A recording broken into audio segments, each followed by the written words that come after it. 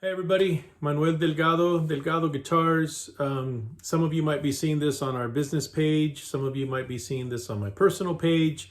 I just wanted to ask you to take about 35 minutes and watch this amazing video.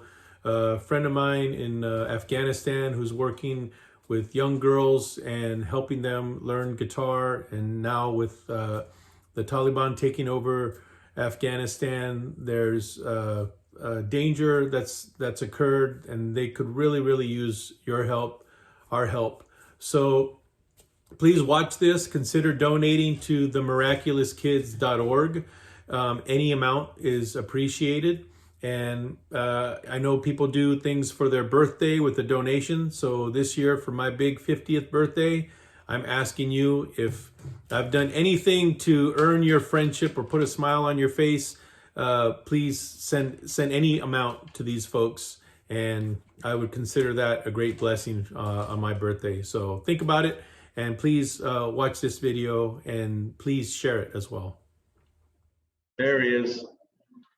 Lanny, can you hear me?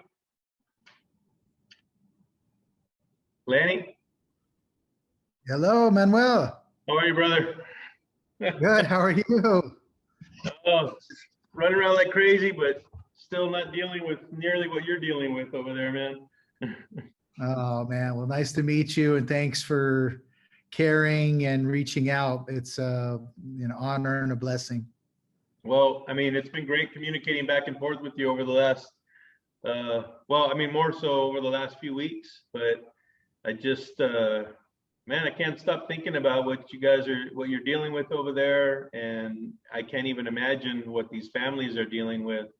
And Yeah. oftentimes, as you know, I feel like sometimes we have to bring attention to these things. And I'm hoping that whatever small circle of influence that I have that's going to watch this video that you and I are discussing right now, you can kind of share some of the reality of what's going on. But if you don't mind, before we jump into that, could you just briefly let folks know about your past? I mean, I know who you are. I know about what a great musician and human being you are, and then maybe talk about just some of the great work that you're doing over there. Well, my name's Lanny Cordola, and I'm the founder director of Miraculous Love Kids. I'm from Los Angeles, California. Was weaned on the LA music scene in the 80s. Was in a band called House of Lords that was signed to Gene Simmons' label in the late 80s. And then just sort of took off on a flight of fancy, which music allows you to do, to explore and experience different things, from the Beach Boys to Nancy Sinatra to I had a long partnership with Matt Sorum, who was the drummer from Guns N' Roses. And I'm still shocked. He sent me like a recording we did. I don't know when it was. I mean, we were just, it was 20 years of just, recording with all these guys, Slash and Duff and Macy Gray and all this kind of stuff, and Lou Rawls and then just interesting artists from different backgrounds. I'd bring in some kind of offbeat Iranian artist, and Matt is a well-versed, he's not just a rock guy, he's got a lot of different aspects to his palette of music and rhythm and whatnot. So I guess that's kind of the background of that. But most importantly, it all led me to where I am now with Miraculous Love Kids, because after kind of going, I mean, I was staying in, playing with Nancy Sinatra, staying in 10-star hotels, meeting dukes and duchesses, and it was cool. Playing Boots Are Made for Walking in Istanbul. Yeah. Not very many people get to say that. With Gilby Clarke. Gilby was in the band from Guns N' Roses, and Clem Burke was the drummer from Blondie. So I mean, I've been lucky to musically commune with some really great musicians and great people, most of all. But there was still there was a void. Yeah. And when I first came to Pakistan in 2010, where I am now, after this great floods, I was coming mostly to do this sort of peace through music project, or cultural collaboration, and learn about different cultures that we're supposed to be scared about as Americans, and confront those fears. And that was part of it. And we ended up, there's a really famous singer called Atif Aslam, who's sort of the Justin Timberlake, I guess, of Pakistan and India. And we teamed him up with, it was a really cool, weird band with Matt Sorum, Gilby Clark, Duff McKagan, Slash, and myself. We did a benefit in New York. So I'm like, wow, this is pretty cool. But what struck me the most is when I went into these camps, these flood camps, and I met the children that were living in just abject poverty, tattered little dresses, these girls, no shoes, matted hair, and the joy they exuded in the midst of such hardship. Mhm. It just broke my heart, and it just kind of made me realize what a self-indulgent, entitled person I was outside. And music had opened a lot of doors for me, but I never used music for anything other than my own personal experience or gain. Right. And at that point, it was really clear that from that point on, the music had to include these children, which ultimately became our group Miraculous Love Kids. And that was 2010. And then 2012, I had read an article about these two Afghan girls that were killed in a suicide bomb attack by the Taliban, who are crazily back in power. And I met their sister that survived that attack. And when by going to Kabul from Islamabad, and to just see what I could do. I didn't really have a master plan other than my thought was, how can we live in a world where we allow little girls, beautiful little girls like this with infinite potential, to be sacrificed at the altar of war and poverty? So that was the premise. And then when I brought a guitar with me, this girl, the sister that survived, says, will you be my teacher? And that's really where the impetus came from. It's like, not only will we play music for them to raise money for them, but they've got to be part of the band. Yeah. So it's like that was the epiphany. It's like, and when I was telling friends, like, you should join Save the Children, you should join UNICEF. And I'm like, yeah, these are all fine organizations, but they write reports, and I'm not a report writer. I'm a band guy. Right. So I want to start a, an organization that's not really an organization, but it's kind of like a band. Yeah.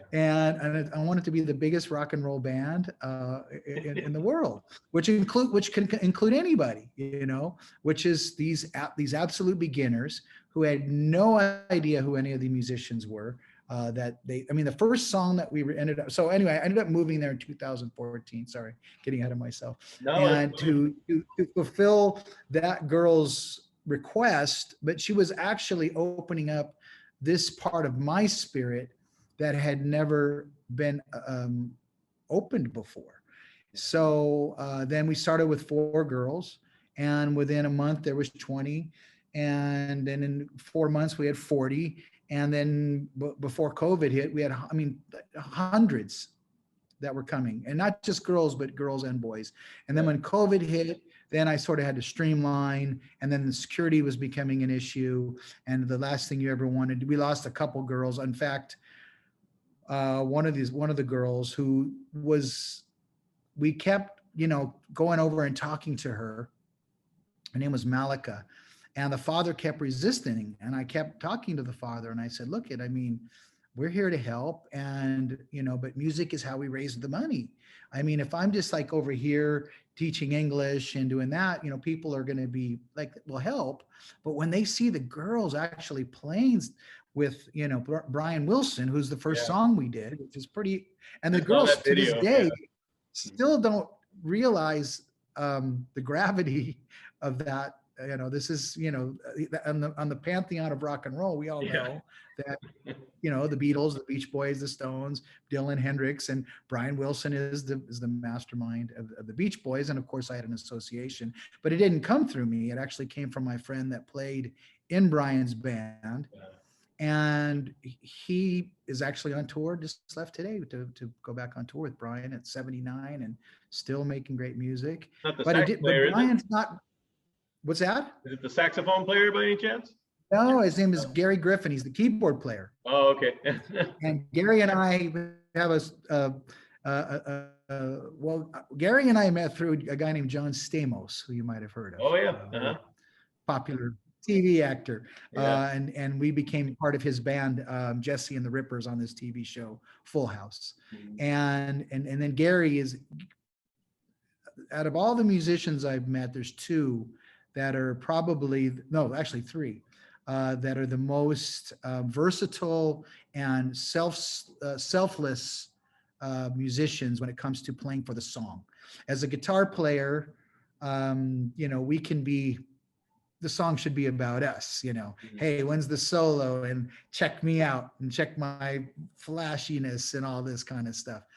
But I learned so much from Gary and another guy named Chris Beleth, and the guy that I work with in Pakistan named Sarmad Ghafoor. These three are these musical treasures. But anyway, so I asked Gary, would you ask Brian Wilson to play on this? And Gary said, Brian doesn't really do that kind of stuff. And then, being that this is about girls and women, I said, would you ask Brian's wife? And he said, yeah. This is on a Monday, 2017, or 2008, 2017, I think February. And the girls are just, I mean, their education is stunted because of war and poverty, Right. but their intellect certainly isn't, especially if they have the basics. Now, one of the things I started implementing was, proper nutrition and these kinds of things, because, obviously that's stuff that we take for granted, and guys from our backgrounds, I'm assuming you probably a similar background, and never had to think about that kind of stuff, Right. So, when, Brian's wife said, this was on a Monday and I'm in LA, pick him up Thursday, and we did it. And then I brought the recordings back, and that was the very first song we did, was with Brian Wilson. So, and the song is called Love and Mercy. Mm-hmm. And that sort of epitomizes what we're all about. And then when I explain to the girls, because they learn English through the songs, and they learn English just through me explaining to them what things mean, and talking slowly and articulately, which is not my normal way of communicating. I've had to learn to, adapt to this. But so they said, Love and Mercy, this is like a Muslim saying, because, they're Muslim kids. Bismillahir Rahmanir Rahim, in the name of the God of love and mercy. Yeah.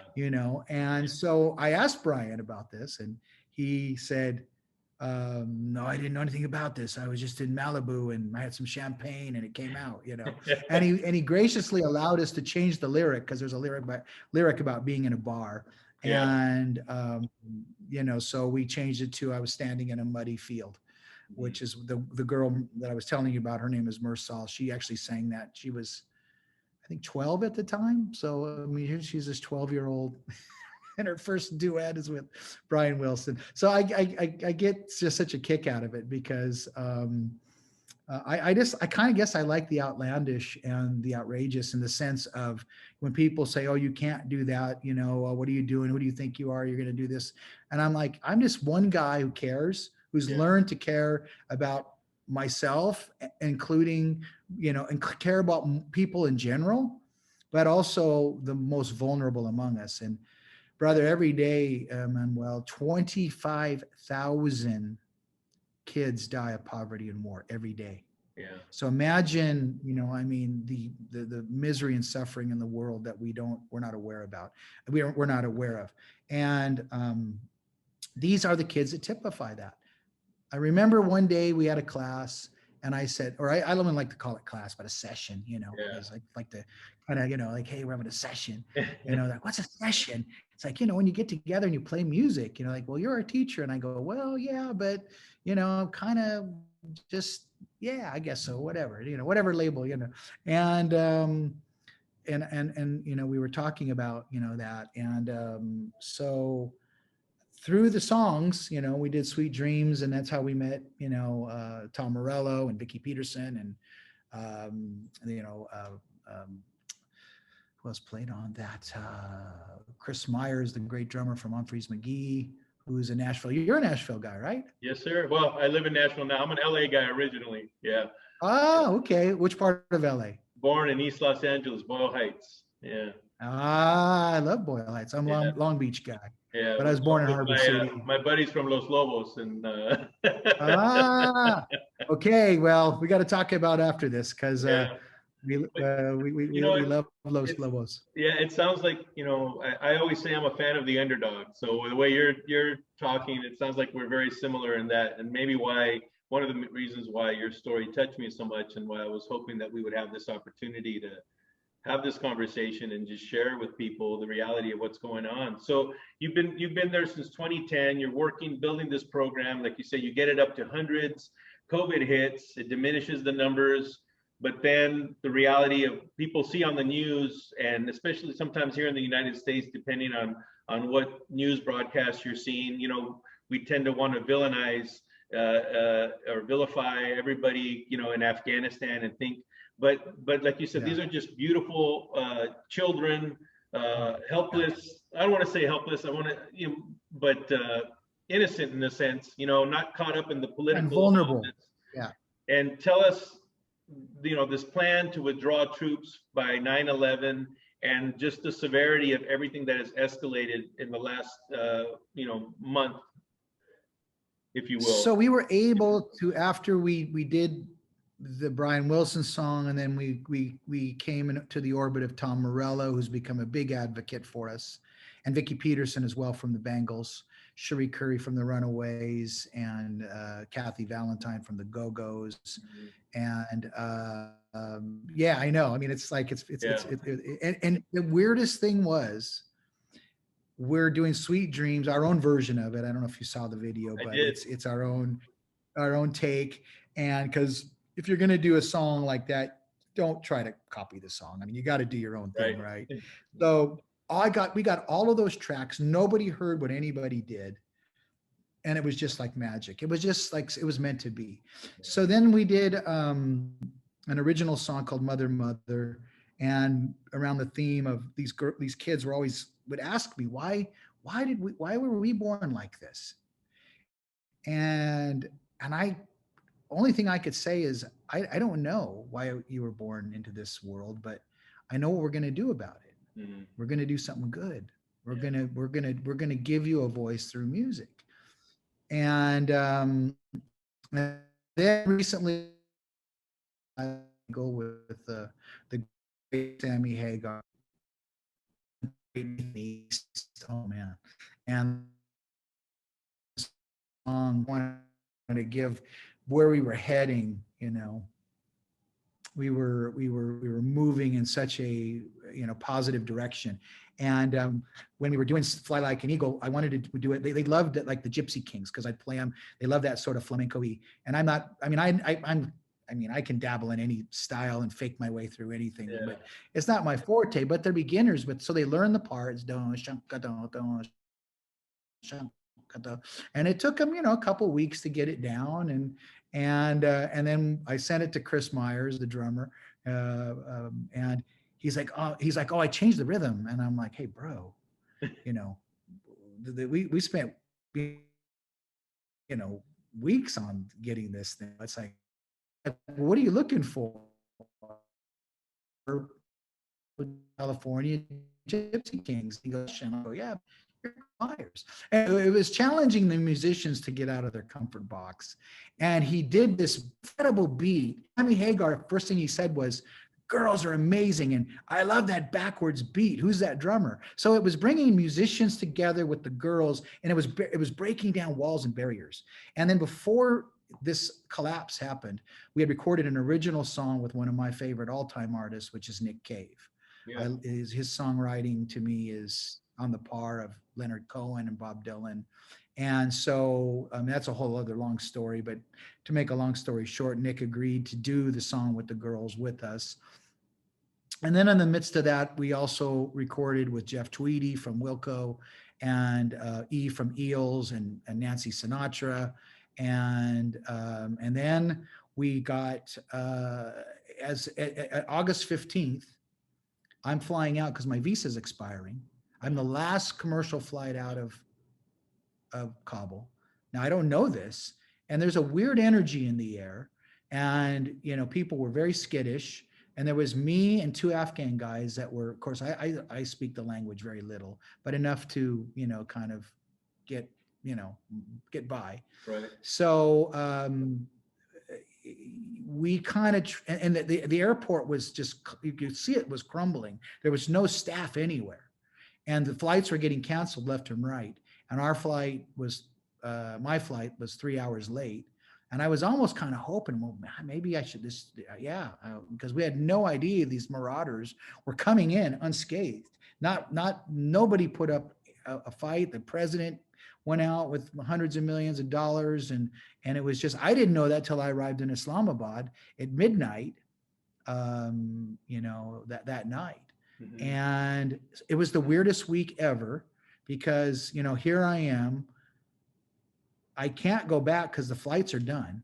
My visa is expiring in 4 days. I was coming to Islamabad because this guy I was telling you about, Sarmad Ghafoor, who's this incredible musician who's Pakistan, based in Islamabad, does all the production and mixing with me. We get the file from Blake Shelton, and now I would have never have picked Blake Shelton to record with the girls, because this guy is at the top of the hill, and there's a big machine behind him, and it's tough to get through those machines, right? But my mother demanded. So at the request of my mother, this was months ago, my mom goes, you need to get Blake Shelton to sing with the girls. And somehow I had a number that got to, and we got his vocal like that like on the 16th of August, as Kabul collapsed, the worst possible thing that we could imagine. Taliban have come over and have just taken over. Mm-hmm. We get the vocal from Blake Shelton of Tom Petty's I Won't Back Down. Yeah. And I've been doing that for 51 days now here in Islamabad, because you can stand me up at the gates of hell and I won't back down. My visa is expiring here in 9 days, and I'm not leaving here, whether they find me, arrest me, take me to the loony bin, till I get the girls out. I'm here. I'm their lifeline. And we made a decision that it was going to be the girls that were the most visible in the videos, and their families, because they were going to be the ones that were going to be the most vulnerable. Yeah, I thought about that. That's funny you say that, because I was there.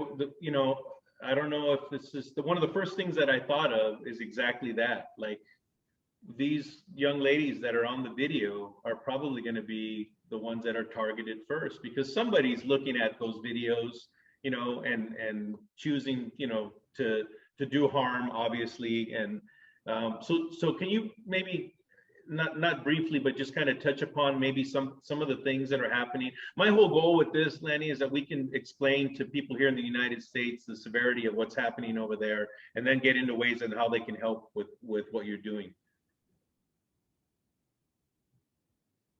Well, thank you. I mean, yeah, that's that, there's two things. I mean, right now, because people go, why don't you take the videos off?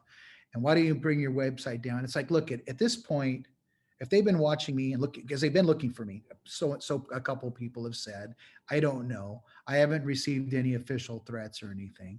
They've screenshotted our website. They've screenshotted the videos. So there's no use in pulling it all down, because that's their lifeline. Right. That's how we've raised the money we've raised so far, as their nest egg for when they get out, and they will get out. We will get them out. And as long as they lay low. And the good thing about the burqa or the hijab is that they can go outside, and usually 99.9% they don't harass you. This is the mentality that we're dealing with. So it's basically, it's 8 of our girls that were the most visible, and their family members that we're working to get out. And they don't feel in like danger, like the Taliban are stalking them. They are just broken because, and they're depressed because their whole world has been just shattered. And so you're Many of talking these about they were girls, going to I imagine, school. It was I was going to say, a lot of these young ladies grew up in a different Afghanistan where they were allowed to go to school, where they were allowed to do the things that now are being removed. every single one of them. Their age is 11 to 19. The 19-year-old I started working with and have helped raise her since she was 13, because her father is, a friend of mine, but he's a troubled guy. He's not a violent guy. He's not a bad guy, but he's traumatized by war and poverty. He grew up with that. So when, I mean, he was troubled before. And then when the Taliban were coming, he's like, oh God, now what's going to happen? So, we're raising funds, at our website, miraculouslovekids.org. And we're also looking at different possibilities of where to relocate and start a Miraculous Love Kids community. Obviously, in America, when you've got, because we've got 34 total, because we need a decision. I've seen what happens when families fracture here, or when families fracture anywhere. It's usually a disaster, unless the family's really, bad. And some of the cases, some of the families were really bad, and some of these families are just heroic. So I unfortunately, without getting to specifics, I mean, I couldn't take the ones that I felt like were going to be detrimental, because we're trying to get them first to Pakistan, and then we'll decide what to do from there. Pakistan is, right next door. And I've been lucky to work with some of the greatest musicians in the world that are from Pakistan. Yeah. And not only are they some of the greatest musicians, they're some of the greatest people. And then my partner here is a guy named Todd Shea, who runs an organization called CDRS. And I do what I can to, work with him. He's got 3 different places called House of Blessings, which is for widowed mothers and their children. And I go teach guitar to them when I'm here. And then they have 2 times a day where they feed very poor people here in Islamabad. And I go out, and it's the greatest feeling. I always like to, give the food to the kids, because, that's what, moves my heart. And, but anyone that's hungry, there just should not be, with the abundance in this world. No one should go hungry, as we know. So it just keeps me in that space. And then, so I stay with him and his group while I'm here, and then they're working to help us get the girls out along with a whole other groups. And it's been a wild roller coaster ride the last 51 days. 51 days, but who's counting? Yeah, exactly. Well, as I mentioned to you, one of my hopes is that people are going to see this conversation between you and I. They're going to go to Miraculous Love Kids. It's .org, right? Yes. Yeah, miraculouslovekids.org. They're going to donate. They're going to learn about what you're doing. Maybe, God willing, this will reach other folks that can help you with other resources as well. But, Absolutely. but I wanted people to get an understanding of, I think a lot of times people want to help and they don't know how. And this is Right. as simple as it may seem to them, it's making a world of difference over there. Whatever donation, I tell people, I don't care if it's a $5 donation, you know what I mean? What might seem minuscule to them, it can add up. And, it does add up. Yeah. Yeah, and that's my prayer and my hopes, and I felt, compelled to want to do more, and I'm so glad that you were willing. Well, you made a very, very generous contribution, and I know you don't want me to say that, but I have to acknowledge. I like to be a praise singer. It's part of life is you got to speak truth to the injustices, but the thing that I get the most satisfaction out of is to praise people who do good. And that's what I try to instill in the kids as well. It's like, there's bad in the world, but there's also a lot of good in the world. And I'll tell you who I was really, really impressed by were the American vets. Yeah. I mean, I got like 50 emails. I've never had more than maybe 350 emails ever. And during that little period where I was kind of doing some different, media stuff, because we're a new territory, and I figured, God, I got to get it out there because we need to get them out, because we didn't know what what was going to happen. And people were telling me this, and then my former assistant was telling me things that weren't true. That was, oh, the Taliban are banging on our doors, and she was doing that to try to, get everybody out. And I was talking to the girls. I go, wait, now, just, you guys have to tell me the truth. Do you feel in danger? They go, no, we just feel terrible because we're not with you. We're not going to school.